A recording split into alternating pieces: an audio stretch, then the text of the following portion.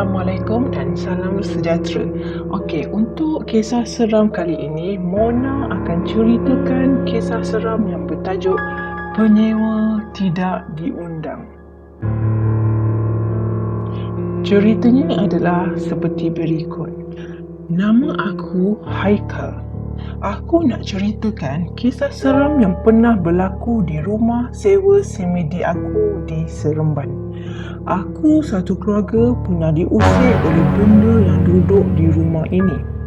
Perkara ni dah berlaku lama pada tahun 2004. Okey, kejadian ni dia berlaku bila aku sekeluarga berpindah ke rumah itu disebabkan ayah aku dihantar untuk bertugas di kawasan tersebut. Selesai saja kami berpindah, kami adik-beradik pada masa tu cukup gembira kerana dapat berpindah di rumah yang besar dan cukup selesa disebabkan kami ni adik-beradik ramai. Adik-beradik kita orang ada 7 orang. Dan semuanya masih bersekolah dan ada yang masih kecil. Rumah tu bagaikan taman permainan kami adik-beradik sebab cukup luas dan kami sering bermain permainan nyorok-nyorok disebabkan banyak ruang yang boleh kami sembunyi di situ. Kegembiraan kami terhenti apabila selang beberapa hari kami dikejutkan dengan kejadian yang agak pelik. Pintu balkoni di bilik utama iaitu bilik ayah aku sering terbuka. Bila ayah aku kunci pintu itu akan terbuka selang beberapa minit setelah ditinggalkan.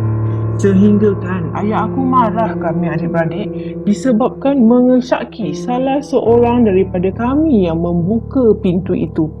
Bila ditanya, semua tidak mengaku. Yelah, siapa yang nak mengaku kalau memang kita tak buat?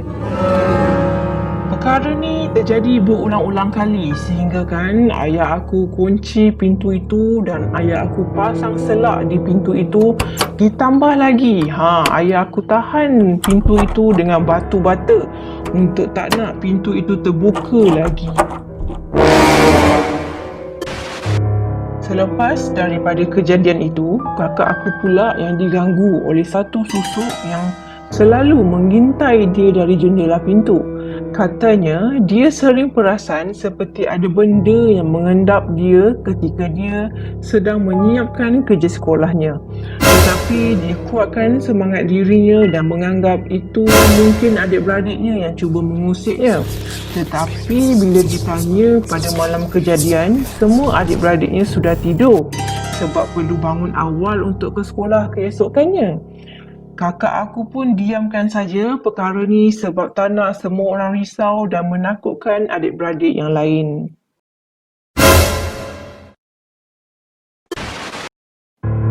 Kini tiba giliran aku pula yang diusik oleh benda yang dah lama menetap di rumah aku.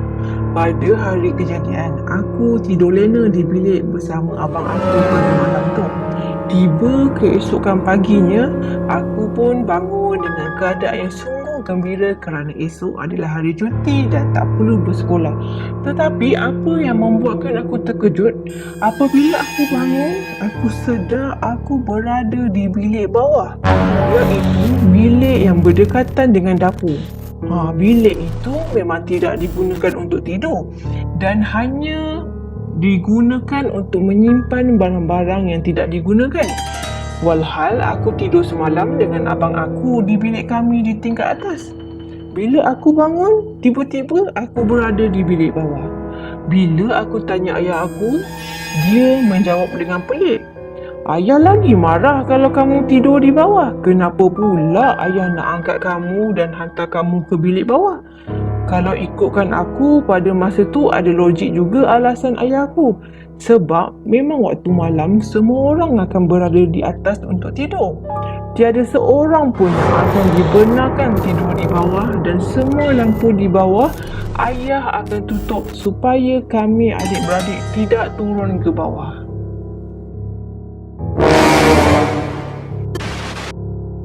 Sewaktu ayah dan Umi tiada di rumah, kami adik-beradik bermain jutaria bersama-sama di bilik kakak sehingga lewat malam.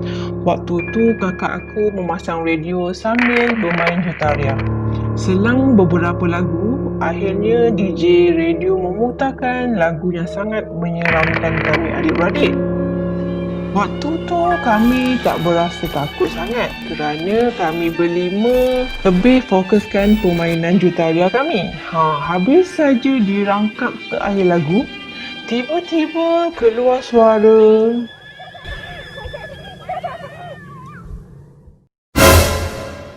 Buka semula.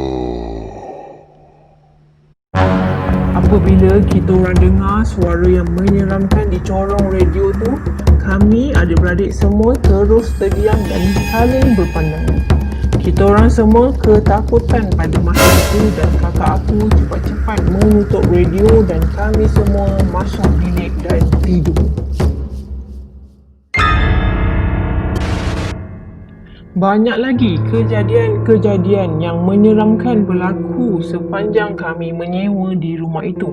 Sehingga kan sampai satu tahap adik aku yang bongsu lahir dan beberapa bulan selepas adik aku yang bongsu tu lahir, dia sering diserang sawan dan dia selalu saja menangis siang dan malam tanpa henti.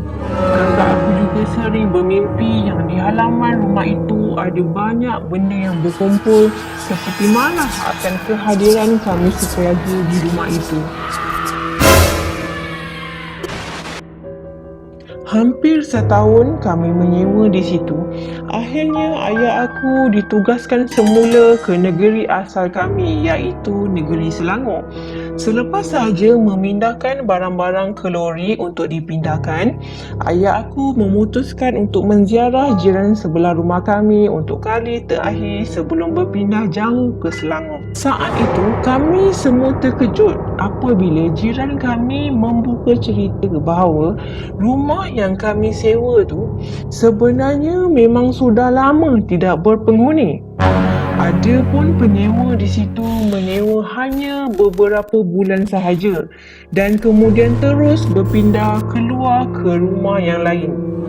Jiran kami agak terkejut kerana keluarga kami adalah yang paling lama menyewa di situ. Mereka juga memberitahu yang rumah itu memang keras dan sering seperti berpenghuni walaupun tiada orang yang menyewa ketika itu. Yang paling mengejutkan kami sekeluarga, mereka selalu terlihat kelibat kain putih yang terbang ke arah balkoni rumah itu. Jadi, adakah selama ini pintu balkoni yang sering terbuka itu adalah disebabkan benda itu yang keluar dan masuk?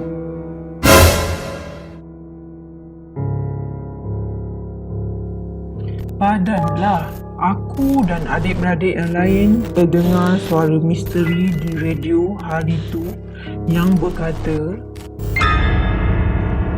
Buka semula.